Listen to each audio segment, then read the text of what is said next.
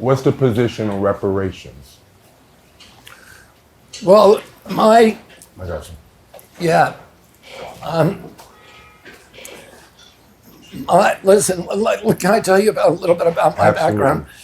So, my father in 1966 walked through Bed-Stuy, and he walked down Fulton Street, Atlantic Avenue. And Bed-Stuy at that time was, by most of the indicia of, by which you measure poverty, it was one of the most extreme levels of poverty in America, comparable to, Watts or Compton. But there was something unique about Bed-Stuy, which was that there was a huge, very, very high level of home ownership, which is unlike Harlem, there was a lot of absentee owners in Harlem. Right. Bed-Stuy, a lot of those families had been there since right after the Civil War. And the houses were humble, but people owned their own houses. And you saw, people, there were flowers on the stoops, and, the houses were sort of painted, and people cared about the community. Right. And my father fell in love with that community. And actually, Arthur Schlesinger, who wrote the most famous biography of my father, said that in that book that when Robert Kennedy was not at home, the place that he wanted to be more than any other was Bedford-Stuyvesant. And what he saw in that community is that there was this entrepreneurial spirit where people, wanted to be in business, and they were innovative and energetic, but they didn't have access to capital. And they were redlined from the banks. The banks would not make loans in that area. They were redlined from insurance companies, car insurance and a lot of other things that were disadvantages. The big disadvantage, they didn't have access to capital, and they did not have access to knowledge to my father, grew up among people where if he needed to call somebody from Harvard Business School to ask a business problem, he could call somebody. Mm-hmm. But there was no access in that neighborhood to that. So a businessman who was smart and everything, but did not have, he didn't have that accumulated access to that kind of to business knowledge. So my father put together a group of top-level businessmen, Andre Mayer from Lazard Frères, Tom Watson from IBM, and a bunch of others, and got them to make a commitment to come to Bed-Stuy regularly and to mentor businesses. And then when my father died, I went on the board of Bedford-Stuyvesant Restoration. We built Restoration Plaza over there. And when I first went over there, I don't know if are you from? I'm from Brooklyn. From Brooklyn. I'm from the We Stop. from Brooklyn. He from Bed-Stuy. You're from Bed-Stuy. Restoration is on Fulton. Yeah. Right. half So mile. my father built that, and I was on the board for 35 years. We bought the Pathmark store there when I first went out there. The closest grocery store was 75 blocks, 3 bus rides. So a woman who was trying to feed her kids had to get on 3 buses, get her loads of grocery, climb back on those buses at 75 blocks. And we got Pathmark to move into Restoration Plaza, which it changed a lot of people. And then we built the theater there. We built, sports centers and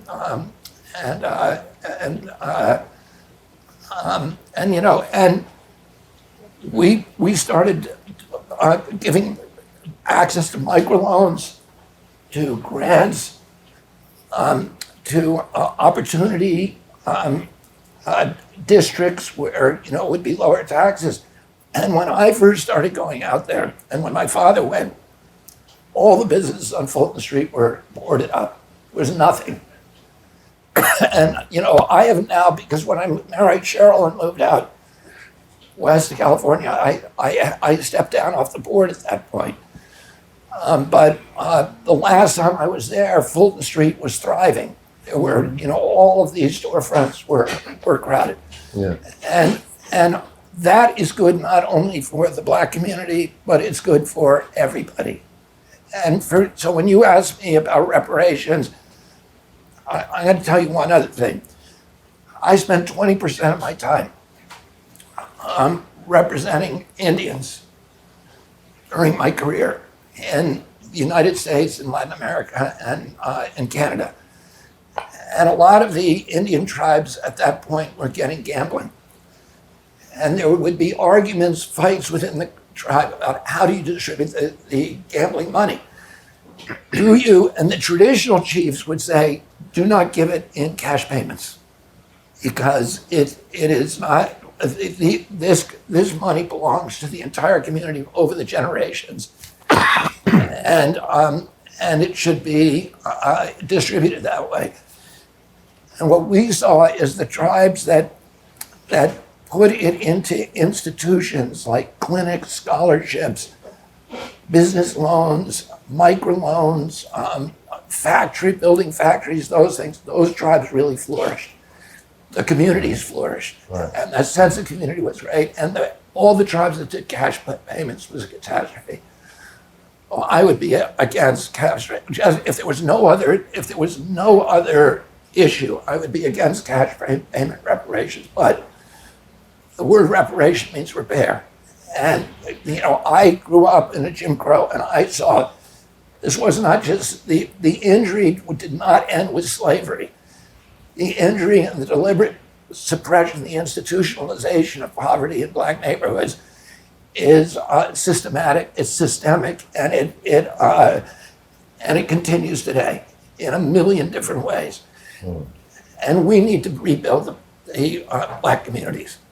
And so that, my approach to doing that would be to do it in a way that I think is going to be most effective, which is what we did at Bed-Stuy. We created what we call the Community Development Corporation there, and it is now the model for hundreds of community development corporations around the country because it works.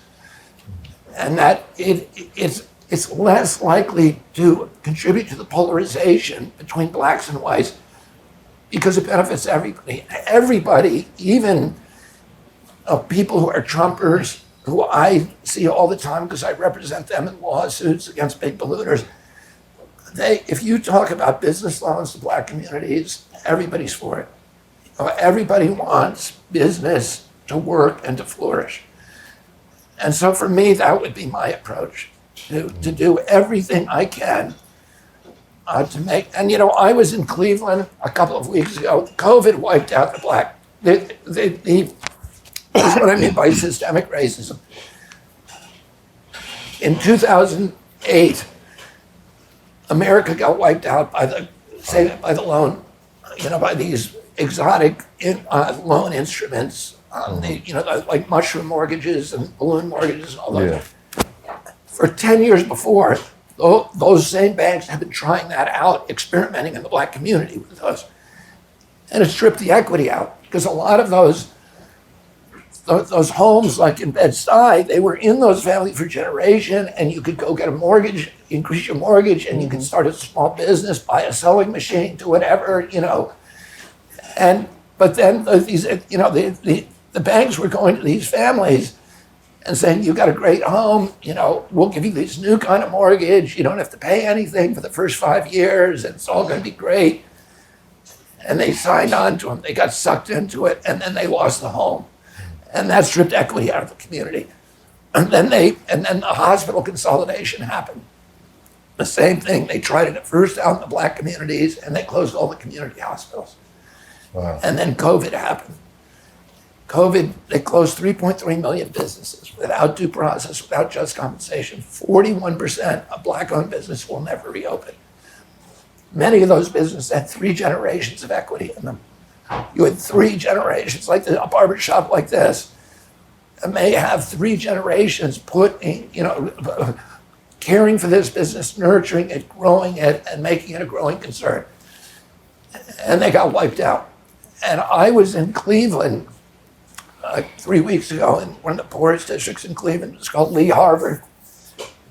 And the whole place boarded up. It's like a dystopian nightmare. There's a couple of businesses left, and I met with the owners of those businesses. I'm very, very interested in black-owned businesses.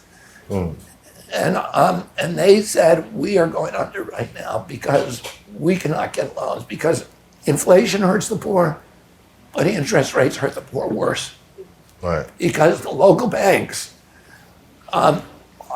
will not loan because the value of their treasury bills has gone underwater, and they have to they have to hoard their liquidity, and so because to avoid being taken over by one of the big banks.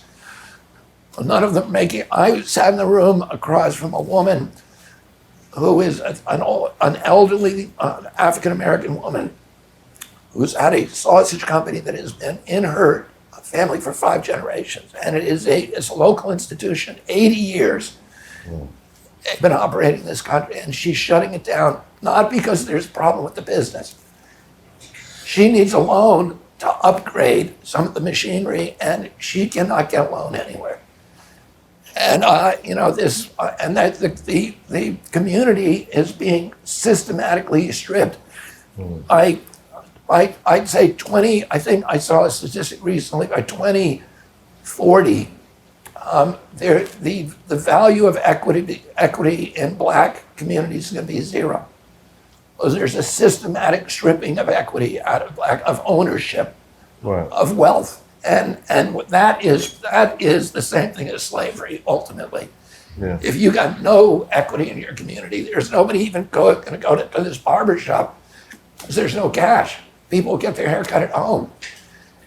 It destroys the community. So to me, the way, the reparations is about figuring out every way that we can to build black-owned businesses back up. And if you talk about it in that way, it doesn't inspire the polarization and the racism that if you talk about cash reparations, that reaction. I hear you, and I hear exactly where you're coming from, but I gotta say, with all due respect, we in the black community, I'll speak for myself, but I think there's other people I speak for too. We in the black community are not really overly concerned about the feelings of other people who are polarized by the idea of us getting cash reparations back.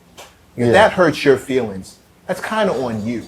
And I'm not really, I'm also, just to continue to circle the wagons, I'm also not really overly interested in what's good for everybody when I start talking about reparations. When we start having that conversation, I'm concerned about what's good for the black people who have always been systemically behind the 8 ball. Right. Due to people who will deny that system even exists. They'll tell you there is no systemic racism. They'll tell you need to pull yourself up by your bootstraps, which don't exist. That's After they've stolen your boots, right? But I'm not even wearing boots. So, please, I completely get what you're saying, and that is one way to do it. But I don't want our financial future, or not even maybe not even financial future, but I don't want reparations contingent on how another group feels about it, or how another group is going to look at it or get upset about it. Like, I think maybe if we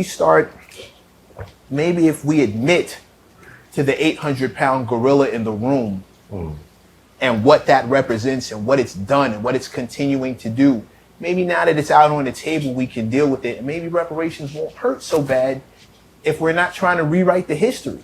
If we're not trying to pretend that these things don't exist, there is no systemic racism, you just need to work harder. You had a black president, so it's not that bad. Like, maybe if we knock that stuff off, reparations won't feel so bad if you get that we're really just paying back what we already said we were doing. I kind of see it from both sides, but I do agree with MECC, because it's not like slavery benefited us.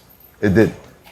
So I feel like in the repair or the reparations of that, there shouldn't be a thought of anyone else and how they feel about it. However, I get what he's saying as far as what works over time. What is going to actually fix the community and not just seem like Christmas for 2 weeks and then it's back to regularly scheduled programming. That's why I said I get it. This Hoffa, trapper turn smack rapper. Only smack rapper that you know is smack rappers. Got bars I can hang with the backpackers. Trap star, I don't hang with the backpackers. I'm in the hood with the work, you heard. Making fiends leave earth, you heard. Got your baby mama thirst, you heard. Feel the flow, nigga, throw it in reverse. This the way you need to surf, you heard.